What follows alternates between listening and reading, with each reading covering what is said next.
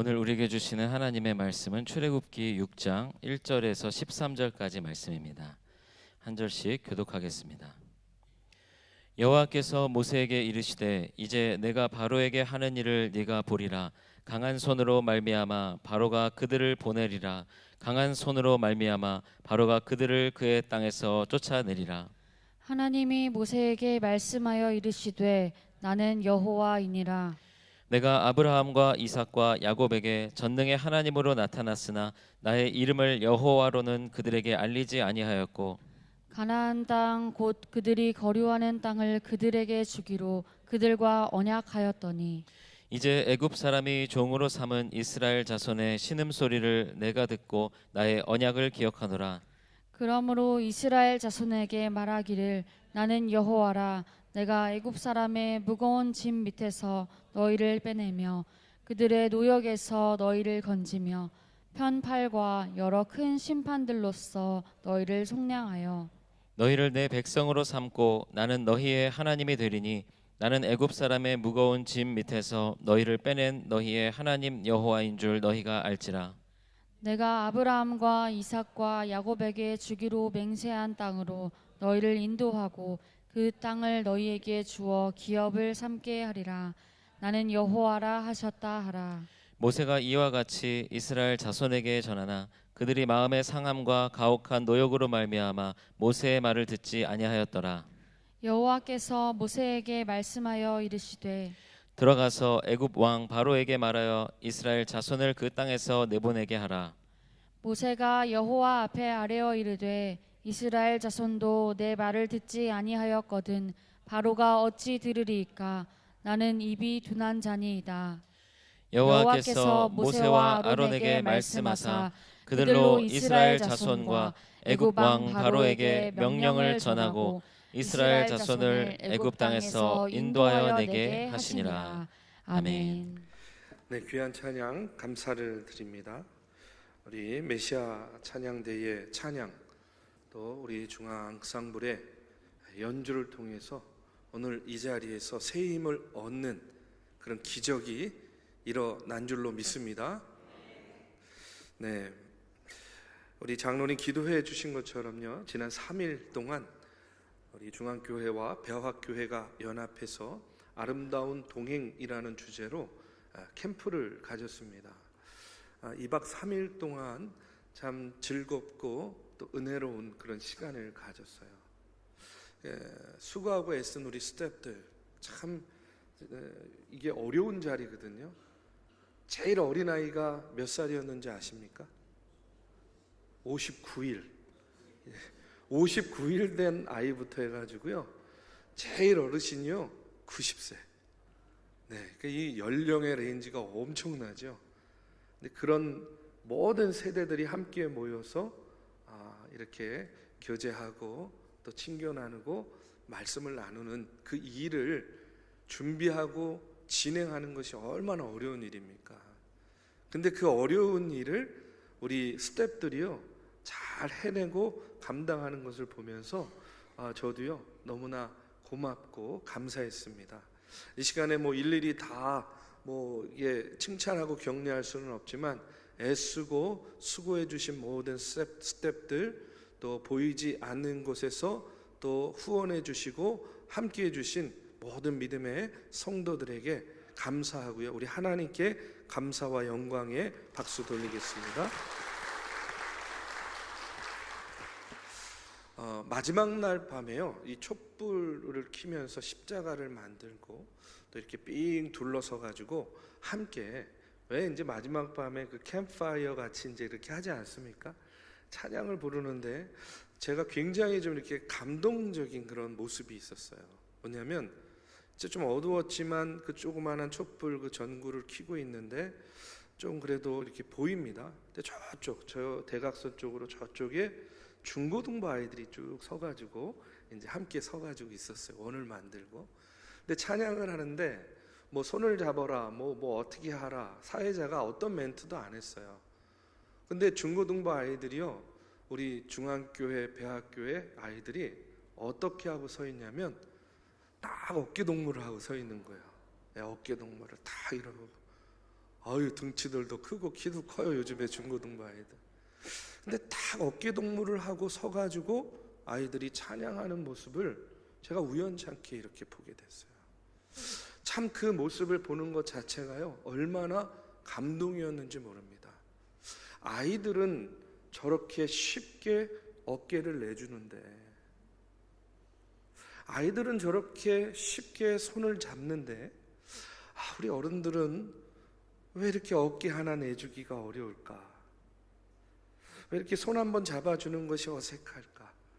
하는 그런 생각을 참 많이 하게 되었어요. 여러분, 전에 한번 설교 때도 말씀드렸죠. 손은 잡으라고 있는 겁니다. 어깨는요 기대라고 있는 것 같아요. 그렇죠? 어렵고 힘들고 또 위로가 필요한 사람들에게 내 어깨를 내어주면서 기대라고, 그리고 다시 힘내라고.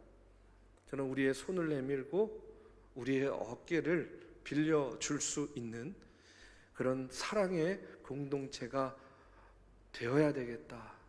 우리 중고등부 학생들의 모습을 보면서 다시 한번 깨닫게 되었습니다. 우리 사랑하는 믿음의 성도 여러분, 우리의 손을 내밀고 우리의 어깨를 빌려주며 우리가 믿음의 공동체, 사랑의 공동체를 이루어 나아가시기를 주님의 이름으로 축복합니다. 계속해서 나의 언약을 기억하노라 하는 그런 제목으로 창세기 출애굽기 6장의 말씀을 나눕니다. 사실은 이제 앞서 나누지 못한 5장의 말씀들을 함께 나누면서 오늘 6장의 말씀을 나눌 텐데요. 지난 시간에 모세와 아론이 바로 앞에 섰습니다. 그리고 하나님의 말씀을 전하고 선포합니다. 그게 뭡니까? 내 백성을 보내라. 이유가 뭐였어요? 광야에서 절기를 지킬 것이다. 이런 모세의 요청에 이제 바로가요 이어지는 말씀에 보면 반응을 하는데, 어떻게 반응하냐면 8절에서 9절에 보면요 이런 말씀이 나옵니다. 그들이 게으름으로 소리질러 이르기를 우리가 가서 우리 하나님께 제사를 드리자 하나니 그 사람들의 노동을 무겁게 함으로 수고롭게 하여 그들로 거짓말을 듣지 않게 하라. 저는 이 말씀이 어떻게 느껴졌냐면 우리식으로 생각하면 이런 거예요. 바로가 모세의 이야기를 딱 듣고요 이런 거예요. 그래? 니들이 지금 배부르고 등 따스니까 별소리를 다 듣고 와가지고 나한테 별소리를 다 하는구나. 이렇게 들려요. 야, 너네들 배부르고 등 따스니까 별생각 별소리 다 하는구나. 그리고 바로가요 이스라엘 백성들의 노역을요 더 무겁게 하는 겁니다. 더 혹독하게 그들을 일을 시켜서 헛된 소리, 헛된 생각하지 않게끔 저들을 더 일을 시켜라. 바로의 명령에 이제 이스라엘 백성들은요 그렇지 않아도 힘든 고역 가운데 있었는데 더 힘들게 되었어요. 더 혹독하게 일을 합니다. 그리고 사지로 점점 그들을 몰아 넣는 거죠. 기가 막힌 일입니다. 그런 상황에 처한 이스라엘 백성들이요 모세를 만나자 모세와 아론에게 뭐라고 이야기하냐면, 너 때문에 우리가 바로 왕에게 더 미운 존재가 되어서 이렇게 고생하고 어려움 당하는데 어떻게 이럴 수가 있느냐라고 이스라엘 백성들이 따져요. 그런데 이스라엘 백성들만 따지는 것이 아닙니다. 모세도 당황스럽기는 마찬가지죠. 모세도 하나님께 따집니다. 뭐라고 이야기하냐면 22절에 보니까 모세가 여호와께 돌아와서 하라되 주여 어찌하여 이 백성이 학대를 당하게 하셨나이까? 어찌하여 나를 보내셨나이까? 이스라엘 백성의 원망과 모세의 절규가 이어지고 있어요. 여러분, 인간적인 마음으로 보면 지금 이스라엘 백성들이 모세에게 따지는 것도, 모세도 그와 같은 상황 속에서 하나님의 이름을 부르면서 원망을 담은 절규를 쏟아내는 것도 충분히 다 이해가 됩니다. 아마 저라도 그랬을 것 같아요. 제가 이스라엘 백성이라도, 제가 모세라도 저도요 이렇게 반응했을 것 같아요. 자, 그런데 여러분, 우리가 하나님의 말씀을 읽고 묵상할 때에 감정적으로 이해하는 것과 여러분 이것을요 구원의 관점으로 보는 것과는 전혀 다른 일이에요. 저는요 오늘 말씀을요 우리가 감정적으로는 이해하되 구원의 관점으로 봐야 된다 이렇게 말씀드리고 싶어요. 왜 그러냐면 자 보십시오. 하나님께서는 그들을 살리겠다 하는데 이스라엘 백성들은요 죽겠다고 이야기해요. 여러분 무엇이 문제입니까? 아니 분명 하나님은 그들을 살리려고 하는데 그들은요 하나님 우리는 죽을 것 같아요, 못 살 것 같아요, 이렇게 이야기하는 이유가 무엇이냐는 거예요. 그 이유는 바로 그들이요 이스라엘 백성들이 노예로 살아가는 삶이 더 낫다라고 생각한 거예요. 노예로 살아가는 삶이 더 편하다고 생각한 겁니다. 자유를 몰랐기 때문에 자유함을 누리지 못했으니까 좀 덜 고통스럽게 사는 삶, 그 삶을 더 그리워했다는 그런 이야기예요. 여러분 이해가 되십니까? 노예로서 있는 이스라엘 백성들에게 있는 모든 희망은 뭐냐면 고통에서 벗어나는 것이 아니에요. 그냥 덜 고통스러우면 되겠다라는 생각이에요. 이들은 지금 여호와 하나님을 자신의 잣대로 이해하고 있는 겁니다. 그게 무슨 말이냐면 여러분 여호와 하나님, 아브라함의 하나님, 이삭의 하나님, 야곱의 하나님으로 그들이 아는 것이 아니라 그저 지금 현재 자신들에게 유익한 신, 그 정도로 하나님을 이해하고 있는 거예요. 그래서 자신들의 무지함과 불신앙을 하나님에 대한 이와 같은 불순종, 하나님에 대한 이와 같은 원망으로 모세에게 쏟아내고 있는 거예요. 자, 그런데 여러분 제가 한번 여러분에게 질문할게요. 그냥 마음으로 대답하셔도 됩니다. 여러분 당장 고통스럽더라도 노예의 삶에서 벗어나는 것이 더 좋겠습니까? 아니면 조금 덜 고통스럽게 계속해서 노예의 삶을 사는 것이 더 좋겠습니까? 조금 어리석은 질문이죠. 예. 그러나 여러분 대단히 중요한 질문이에요. 왜 구원의 관점으로 봐야 되는가? 여러분 다시 한번 제가 질문할게요. 좀 고통스럽더라도 노예의 삶에서 완전히 벗어나는 삶이 좋겠습니까? 아니면 덜 고통스럽게 그냥 계속해서 노예의 삶으로 사는 것을 여러분 선택하시겠습니까? 지금 이스라엘 백성들의 처지는 뭐냐면 고통이 완전히 없어진 것이 아니라 지금 더 고통스러우냐 덜 고통스러우냐의 차이일 뿐이었다는 거예요. 저뿐만 아니라 여기 계신 우리 모든 믿음의 성도들은 당연히 더 고통스럽더라도 노예의 삶을 청산하고 자유의 삶을 얻을 길을 택하실 것이다. 저는 그렇게 생각해요. 마찬가지로 우리도 이 땅에 살면서 죄와 사망의 권세에 벗어나서 자유함을 얻기를 원합니다. 문제는 그 자유함을 얻는 그 여정 가운데에 뭐가 있냐면 고통이 있다는 거예요. 예기치 못한 어려움과 환난이 있습니다. 내 뜻과 다르게 내 삶이 전개될 때가 얼마나 많이 있습니까? 왜 그러냐면 사단이 그냥 우리를 내버려 두지 않기 때문에 그런 거예요. 우리가 좀 더 고통스럽더라도 자유함의 길을 가기를 원해요. 하나님이 원하시는 길을 가기를 원해요. 그런데 그것을 원치 않는 이가 있어요. 누굽니까? 사단이에요.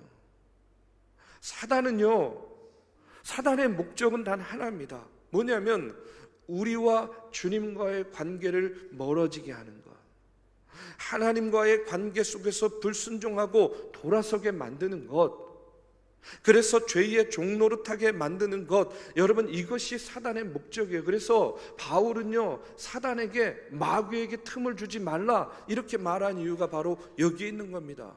조금만 틈이 생기면요 그걸 비집고 들어오는 거예요.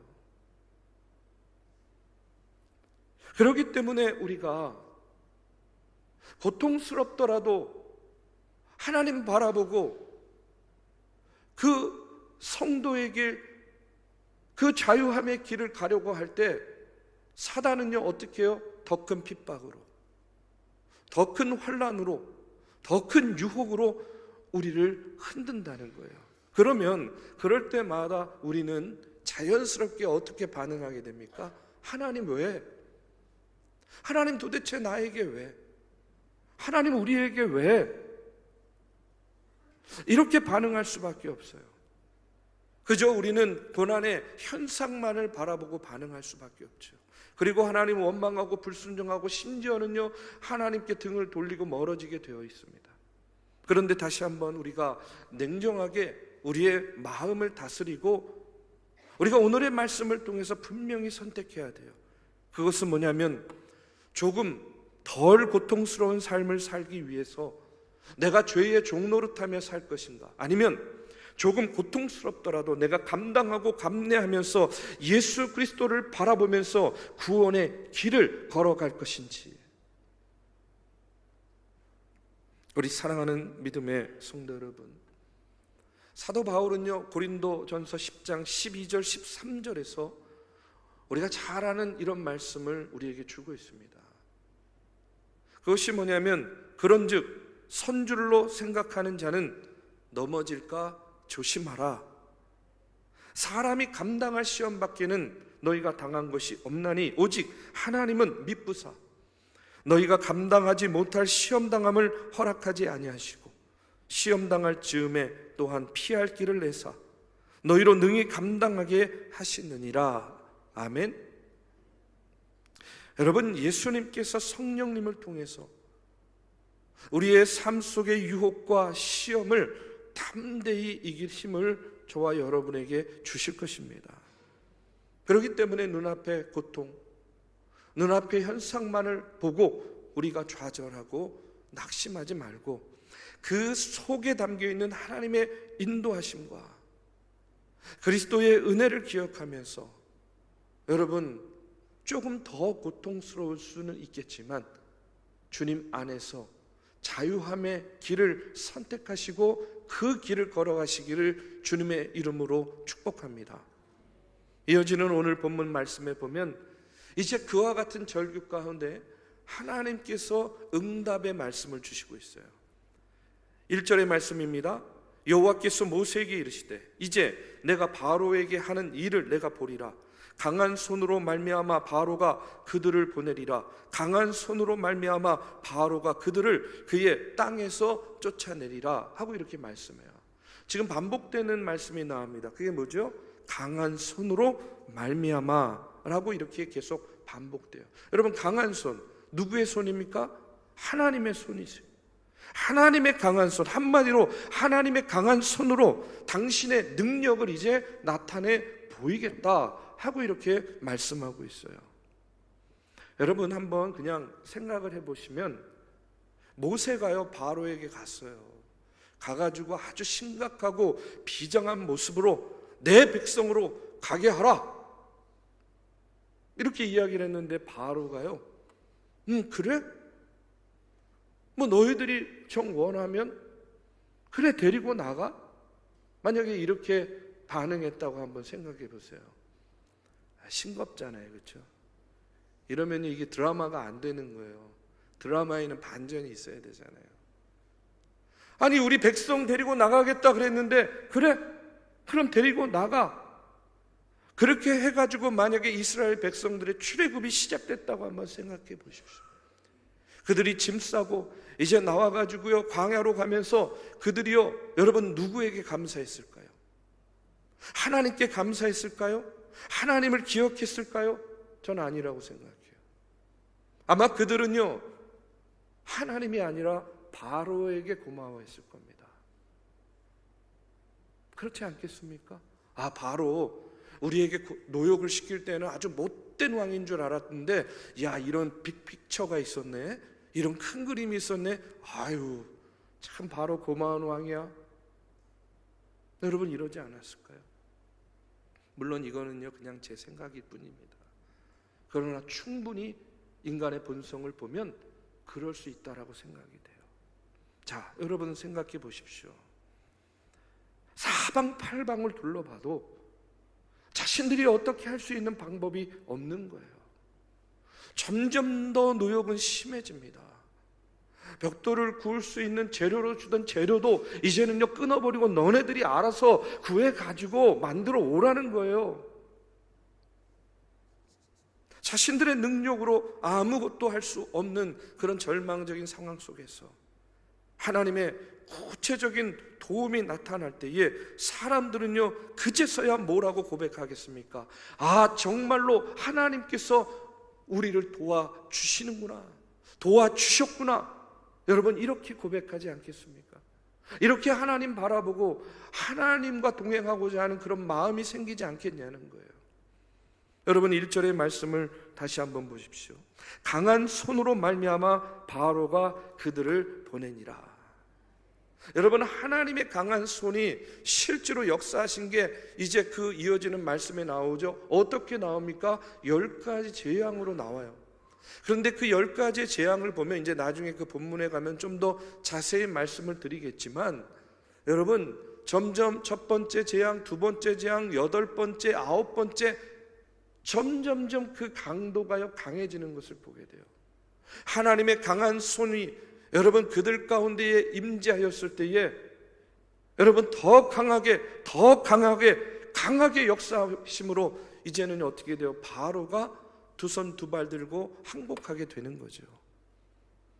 저는요 우리를 둘러싸고 있는 환경이 열악하고 어려우면 어려울수록 하나님의 능력과 하나님의 역사도 더 강하게 임재하고 나타난다, 이렇게 믿습니다.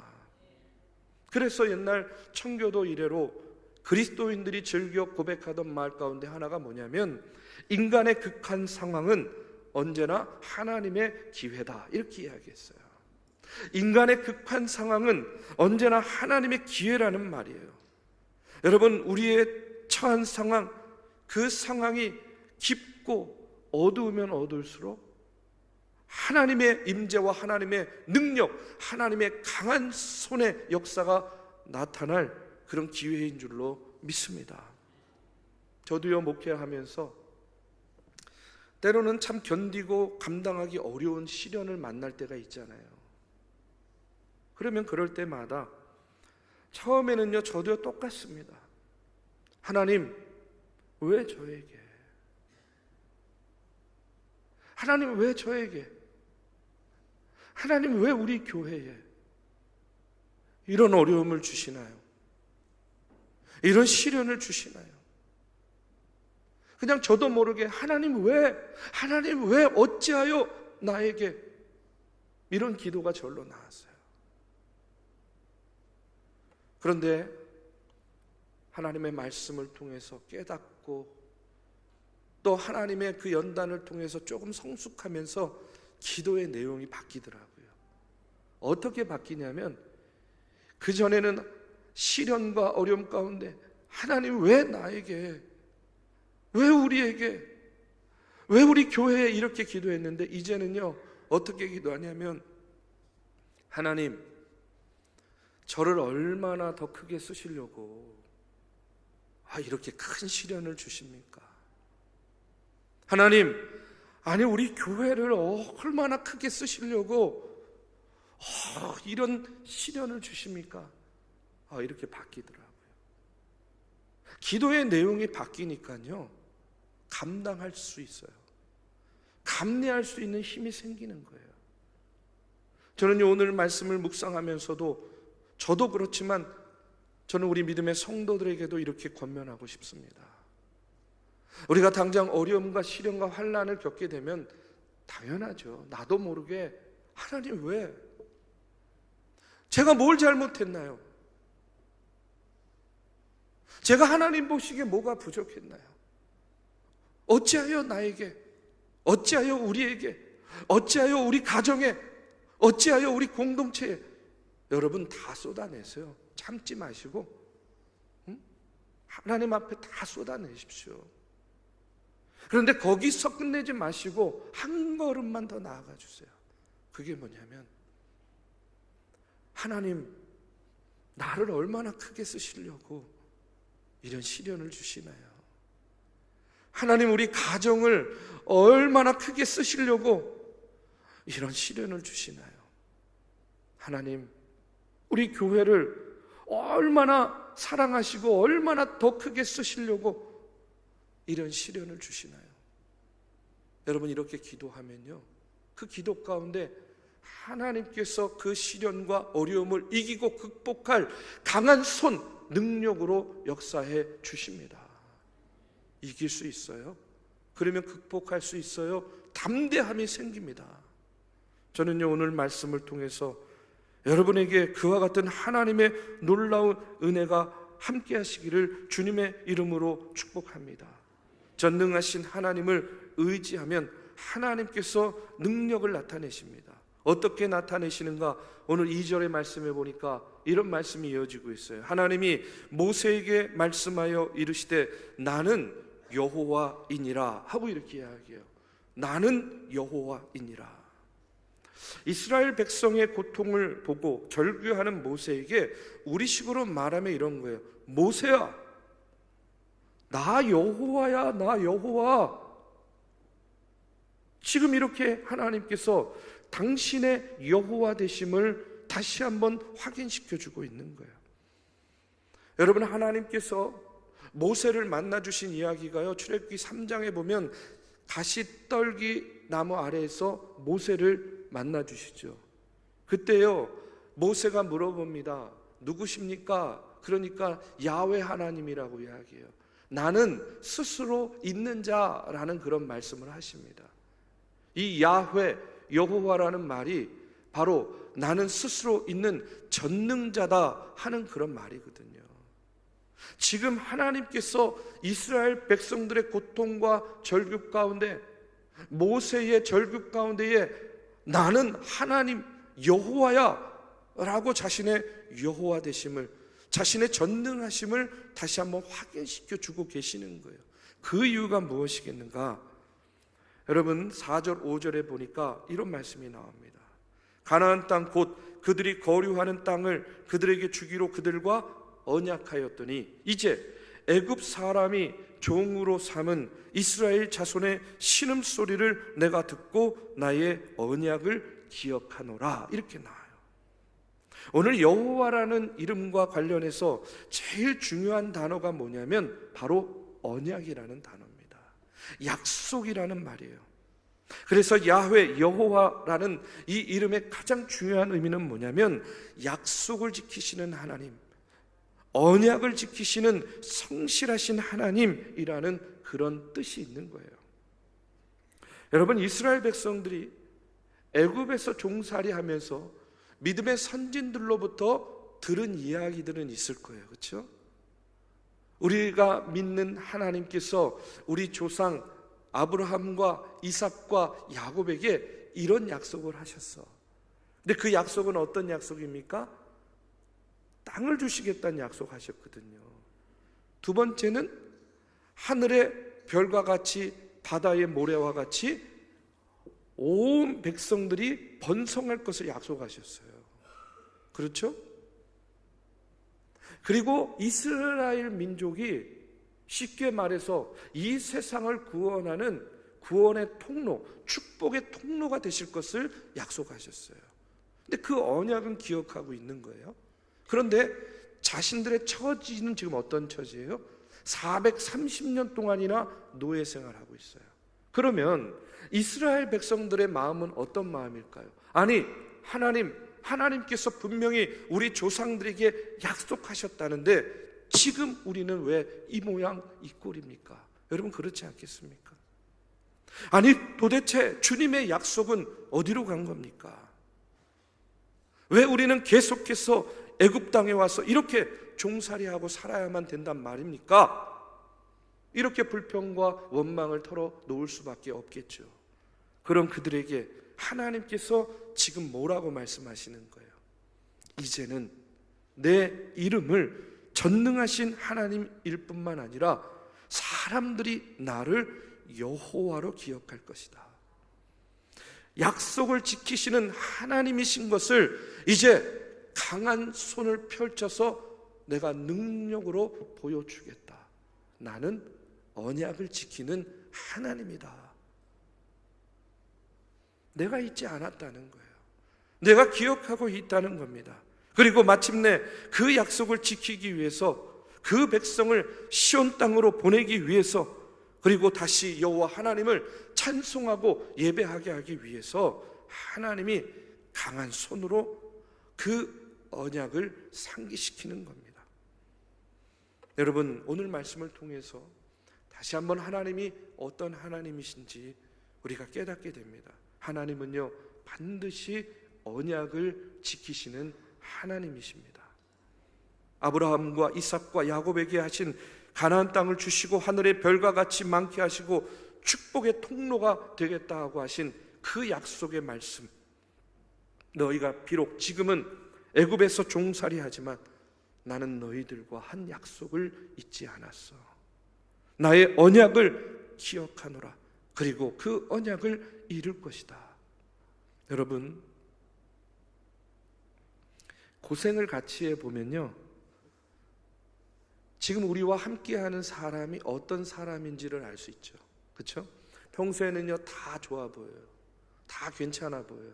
그런데 고생 같이 해보면 그 사람의 속이 훤히 이제 드러나 보이게 됩니다. 고통을 당할 때 옆에 있어줄 수 있는 사람, 내가 아파서 눈물 흘릴 때에 그저 내 손 한번 잡아줄 수 있는 그런 사람. 여러분, 이것을 언제 확인할 수 있습니까? 평상시에는 우리가 확인할 수가 없어요. 고난의 현장에서, 그렇죠? 아픔의 자리에서 이제 비로소 그것을 경험하고 확인하게 되는 것이죠. 저는 마찬가지로 여러분, 오늘 우리의 고난을 통해서 누구를 확인할 수 있냐면 우리와 함께 하시는 하나님을 만나고 확인할 수 있다고 믿습니다. 언약을 기억하시고 우리의 고통 속에서 우리를 위로하여 주시는 그 하나님의 놀라운 은혜와 사랑과 역사를 우리는 경험할 수 있는 거예요. 여러분, 이스라엘 백성들에게만 약속하신 것이 아닙니다. 오늘 저와 여러분에게도 하나님은요, 말씀을 통해서 약속하셨어요. 어떤 말씀입니까? 이사야서 43장에 보면요, 제가 참 좋아하는 말씀이 나와요. 이사야서 43장 2절 3절에 보면 내가 물 가운데에 지날 때에 내가 너와 함께 할 것이라. 강을 건널 때에 물이 너를 침몰하지 못할 것이며 내가 불 가운데로 지날 때에 타지도 아니할 것이고 불꽃이 너를 사르지도 못하리라. 대저 나는 여호와 내 하나님이요 이스라엘의 거룩한 이요 내 구원자임이라.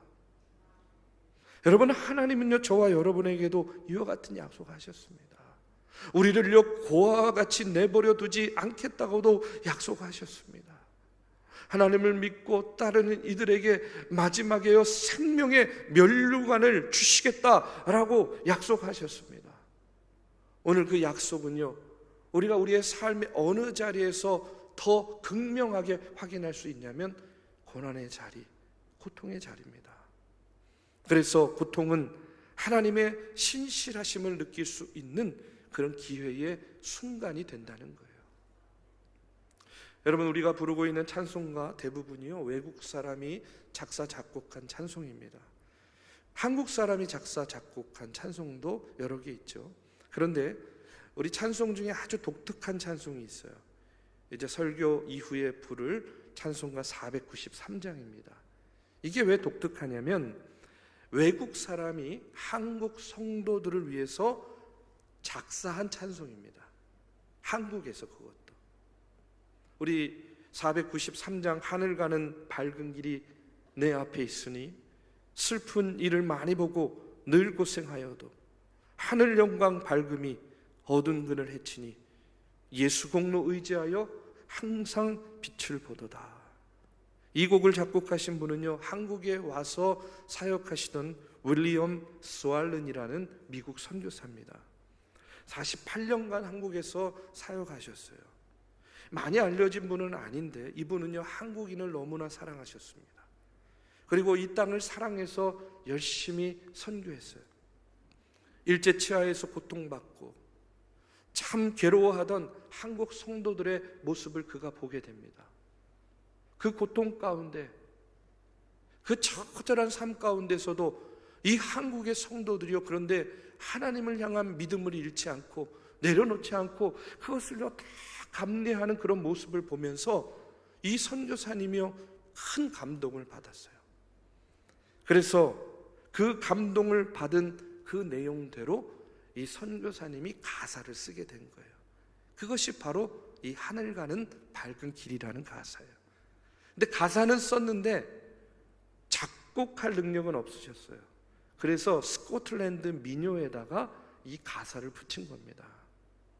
결국 이분은요 일본 사람들에게 추방을 당해서 한국 땅을 떠나게 되었습니다. 중요한 건 뭐냐면 이분이 떠난 자리에 우리의 아픔을 보고 우리의 고통을 보고 그것을 공감하고 위로하고자 그 만들었던 이 찬송은요 여전히 남아있는 거예요.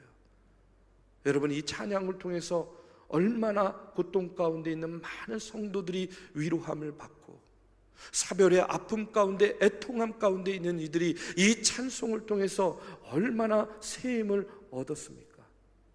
여러분, 저는요 걱정과 근심과 어둠의 그늘이 있어도 이처럼 하나님의 영광을 바라보는 사람들, 하나님의 능력을 신뢰하고 하나님의 언약을 기억하고 그 언약을 믿고 따르는 이들에게는요, 여러분, 하나님께서 우리의 삶의 시련의 자리에서 우리를 만나주시고 우리에게 힘을 더하여 주시고 강한 손을 펼치사 우리를 일으켜 세워주시고 우리를 당신의 뜻 가운데에서 언약을 지켜주시는 그런 하나님이신 줄로 믿습니다. 우리 사랑하는 믿음의 성도 여러분, 우리 하나님은 언약을 지키시는 하나님이신 줄로 여러분 믿고 기억하시고 언약의 하나님을 따라 한 걸음 한 걸음 나아가며 여러분 주님 주시는 크고 놀라운 기적의 역사를 경험하는 저와 여러분이 되시기를 주님의 이름으로 축복합니다.